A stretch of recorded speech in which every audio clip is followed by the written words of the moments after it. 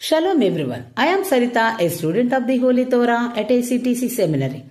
ఈ వారం తోరా గ్రంథములో 50వ పర్ష కీతావో. కీతావో అనగా మీరు వచ్చినప్పుడు అని అర్థం. సెఫర్ తోరాలో ఇది 50వ పర్ష. సెఫర్ దెవారిం లేదా ద్వితీయోపదేశ కాండములో ఇది 7వ పర్ష. ఈ పర్ష యొక్క 6వ వాక్య భాగములు సెఫర్ దేవారిం లేదా ద్వితీయోపదేశ కాండము 28వ అధ్యాయము 7 నుండి 69 వచనముల వరకు.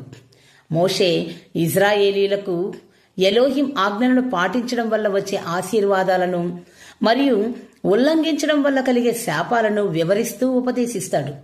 ఇజ్రాయేలీలు ఎలోహిం ఆజ్ఞలను విధేయతతో పాటిస్తే శత్రువులపై విజయం సాధిస్తారని, వారి గిడ్డంగులు, పనులు, సంతానం ఆశీర్వదించబడతాయని, ఎలోహిం వారిని సమస్త జాతుల కంటే ఉన్నతంగా చేస్తాడని, వారు ఆయనకు పవిత్ర జనంగా ఉంటారని వాగ్దానం చేయబడింది.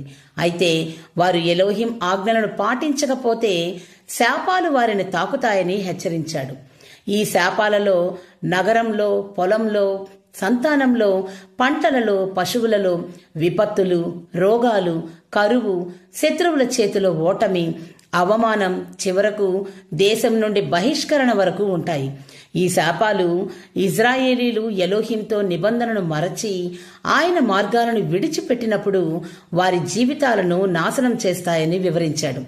మోషే ఈజిప్టులో ఎలోహిం చేసిన అద్భుతాలను, బానిసత్వం నుండి విముక్తిని గుర్తు చేస్తూ ఈ నిబంధనను పాటించడం ద్వారా ఎలోహింతో సంబంధాన్ని కాపాడుకోవాలని హెచ్చరిస్తాడు. ఈ భాగం ఎలోహింకు విధేయత, నిబంధన యొక్క తీవ్రత మరియు ఆశీర్వాదాలు లేదా శాపాల ఎంపికను గుర్తు చేస్తూ ఇజ్రాయేలీలను దైవిక మార్గంలో నడవమని ప్రోత్సహిస్తుంది. ప్రియులారా, ఇలాంటి మరిన్ని తోరా పాఠాలను తెలుసుకోవడానికి మా యూట్యూబ్ ఛానల్ను సబ్స్క్రైబ్ చేయండి. షలోమ్ లెహిత్రోత్.